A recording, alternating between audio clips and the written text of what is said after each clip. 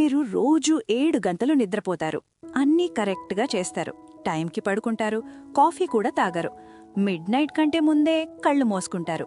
అయినా సరే మార్నింగ్ లేవగానే మత్తుగా కన్ఫ్యూజ్డ్గా అనిపిస్తుంది. వెంటనే స్ట్రాంగ్ కాఫీనో టీనో తాగాలని అనిపిస్తుంది. చాలా చిరాగ్గా ఉంటుంది కదా. ఇక్కడొక విచిత్రమైన విషయముంది. జపాన్లో కూడా జనం సేమ్ 7 గంటలు నిద్రపోతారు, కానీ వాళ్ళు చాలా ఫ్రెష్గా, ఫోకస్డ్గా, ఫుల్ ఎనర్జీతో లేస్తారు. అసలు వాళ్ళ సీక్రెట్ ఏంటి? అది వాళ్ళ జెనెటిక్సా, లేక ఏదైనా మ్యాజికా, లేక మనం ఇండియాలో నిద్రపోవడంలోనే ఏదైనా తప్పు చేస్తున్నామా? Welcome back to the Telugu thinker. ఇక్కడ మనం పెద్ద విషయాలను సింపుల్గా నేర్చుకుందాం. ఈరోజు మనం జాపనీస్ స్లీప్ హ్యాబిట్స్ గురించి తెలుసుకుందాం. వాళ్ళు కేవలం 6 నుండి 7 గంటలు పడుకున్నా చాలా డీప్గా ఎనర్జీ ఇచ్చేలా ఎలా నిద్రపోతారు? అదే మనం 8 గంటలు పడుకున్నా మార్నింగ్ అంతా ఎందుకు వీక్గా నిద్రమబ్బులో ఉంటున్నాం? దీనికోసం మీరు టోక్యో వెళ్లాల్సిన అవసరం లేదు, లేదా ఎక్స్పెన్సివ్ మ్యాట్రెస్ కొనాల్సిన పని లేదు. మీకోసం నేను రీసెర్చ్ చేశాను. ఈ వీడియోలో సైన్స్ అప్రూవ్ చేసిన 7 జాపనీస్ హ్యాబిట్స్ చెప్తాను. ఇవి మీరు ఈ రాత్రి నుంచే స్టార్ట్ చేయొచ్చు. Step 1, cool down your cave. Room చల్లగా ఉండాలి. టెంపరేచర్ చాలా ముఖ్యం. జపాన్లో 2000 ఇళ్లలో చేసిన స్టడీ ప్రకారం వాళ్ళు నిద్రపోయేటప్పుడు వాళ్ళ రూమ్ టెంపరేచర్ యావరేజ్గా 13 డిగ్రీలు సెల్సియస్ ఉంటుంది. అదే మన ఇండియాలో చూడండి, మన రూమ్స్ 24 నుండి 30 డిగ్రీలు సెల్సియస్ వరకు ఉంటాయి. ఇదేదో కంఫర్ట్ కోసం కాదు, ఇది న్యూరో సైన్స్.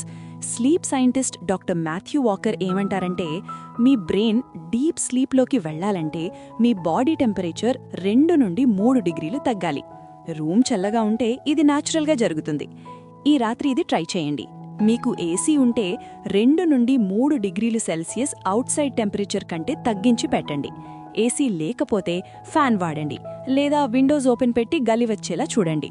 చలిగా ఉండడం కాదు ముఖ్యం, మీ బ్రెయిన్ డీప్గా నిద్రపోవడానికి అది హెల్ప్ చేస్తుంది. Step 2, support not softness. మెత్తగా కాదు, గట్టిగా ఉండాలి. మనకి మెత్తగా దుక్కలాగా ఉండే పరుపులంటే ఇష్టం.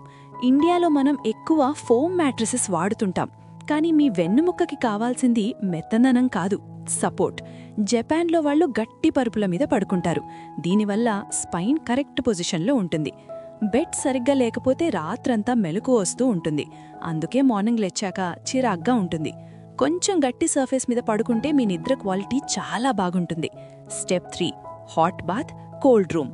ఇక్కడే జపాన్ వాళ్ళు గెలుస్తారు. దీన్ని ఒఫురో రిచువల్ అంటారు. పడుకునే ముందు 40 డిగ్రీల సెల్సియస్ వేడి నీళ్లతో స్నానం చేస్తారు. మన ఇండియాలో మనం మార్నింగ్ స్నానం చేస్తాం, లేదా బిజీ ఉంటే అసలు చెయ్యం.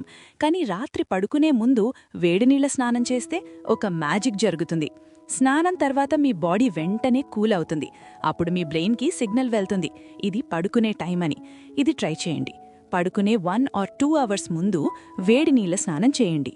ఫోన్ వాడద్దు, రీల్స్ చూడద్దు, జస్ట్ మీరు, ఆ వాటర్, ఇంకా శాంతం. Step 4, shift the shame around sleep. నిద్ర విషయంలో సిగ్గుపడకండి.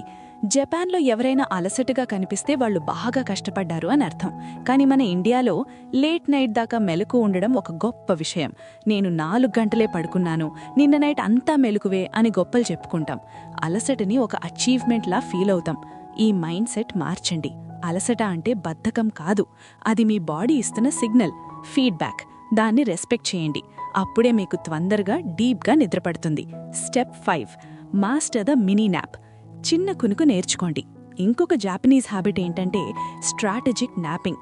వాళ్ళు 8 గంటలు పడుకోవాలని ఫిక్స్ అవ్వరు, రికవరీ మీద ఫోకస్ పెడతారు. మన ఇండియాలో పగలు పడుకుంటే బద్ధకం అంటారు, లేదా మనం ఒకేసారి 2 గంటలు పడుకుని ఇంకా డల్లుగా లేస్తాం. కరెక్ట్ టైం ఏంటంటే 20 నిమిషాలు. ఈ చిన్న నాప్ వల్ల మీ మెమరీ, మూడ్, ఇంకా ఫోకస్ పెరుగుతుంది. మీకు కావాల్సింది ఎక్కువ నిద్ర కాదు, సరైన timing. Step 6, take off, sleep on. Phone పక్కన పెట్టండి.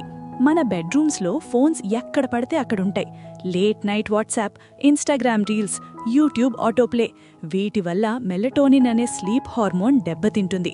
జపాన్లో కూడా టెక్నాలజీ ఉంది, కానీ వాళ్ళకి డిసిప్లిన్ ఉంది. ఒక కొత్త రూల్ పెట్టుకోండి.